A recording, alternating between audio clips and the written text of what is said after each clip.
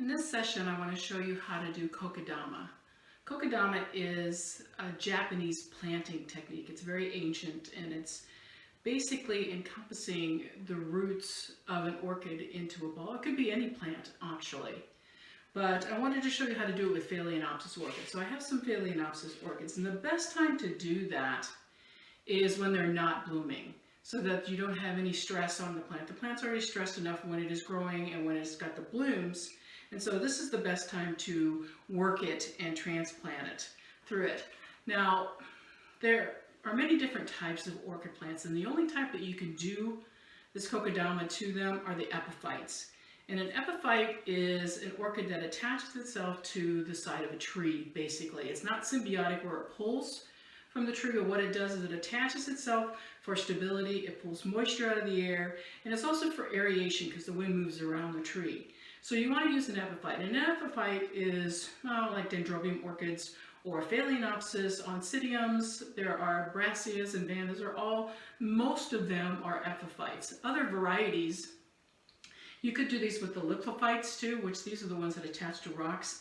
But the terrestrials, which are the orchids that takes basically quite a bit of soil, are like cymbidiums, lady slippers, all of those different varieties. There's like 200 different varieties that are in the terrestrial, and those don't work with this because you can't really give them enough of a soil base to be able to do that.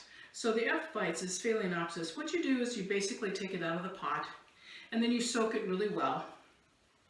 And while you start taking out then the moss that's in there, it could be rocks, there could be lava rocks, there could be charcoal, there could be coconut shavings or coconut chunks that are in that. It just depends upon how they're planted.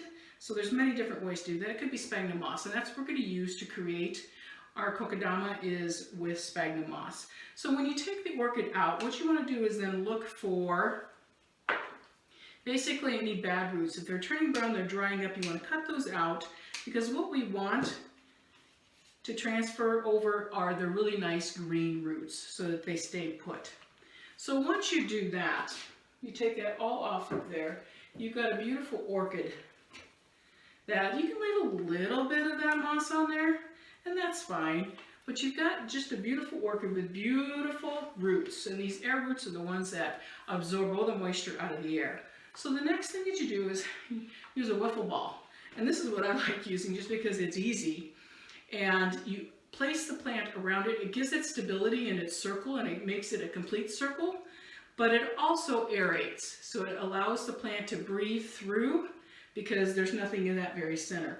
I'm just going to use some bind wire to start with this, and I'm going to just attach it to my wiffle ball. Give myself a little bit of a string for attachment afterwards. And I'm just going to tie that off just a little bit. I'm going to make sure I hang on to that because I want that at the very end.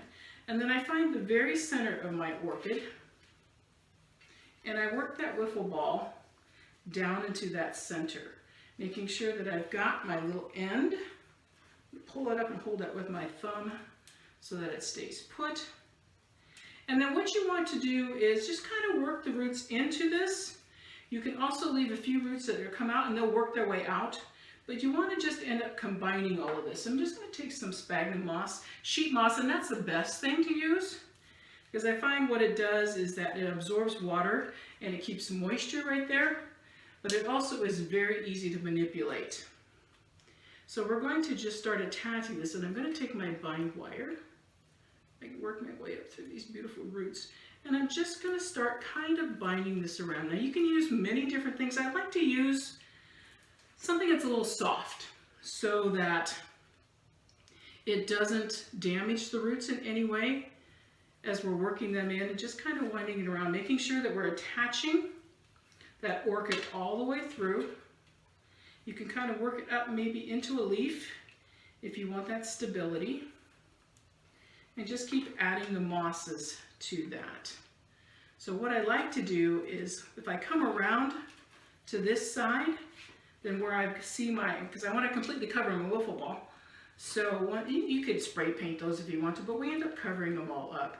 Just make sure that you work your way around and just keep binding this on until you've got that wiffle ball all the way covered. Working it around, it just takes a little bit, and the moss, works best when it's wet, so that you can combine that and it makes it stop to work with, it doesn't fall apart. And you just keep doing this until you get a nice round form, or whatever shape that you want it to be. I guess it doesn't have to be completely round. You could use it so that it's a little bit more of an elliptical if you want to, depending upon where you're going to place it. And as you can see, you just keep binding that in, and you keep going around and around. And once you get to the end, I probably would bind this just a little bit more, but once you get to the end, see that one little strand that I saved out? Then what I'm going to do, I don't want to catch you in there, is tie that off really tight so that it holds that all together. And you get a nice round form with the beautiful orchids. And it's easy to water this way because you can take it right out of the container that you have it in and soak it in water, pull it back out, and then you've got a beautiful little orchid that has its own little root system to that. Some other examples that you can use for mosses, I have done it with Spanish moss and that works great. I have one here that I've done with reindeer moss. And this is reindeer moss, that beautiful green color from Accent Decor, which is really fun. And if you notice on this also that I bound it with a little bit of yarn just to pull in a color palette that I wanted to pull it out of the vase. But then that just sets right down into the vase. It could set right down into a really low bowl if you wanted it to. But how cute that is, just to be able to take that and water it and then set it into whatever container that you have here. I just have one on just a tray. Just a dish that has rocks that support it. So when you're doing Kokedama, the emphasis here is really just to give the plants the ability then to absorb water, give it stability, give it a source that keeps it stable into a container. And it also becomes very decorative and really fun to do. So I challenge you to do it. I think it's fun. So try Kokedama.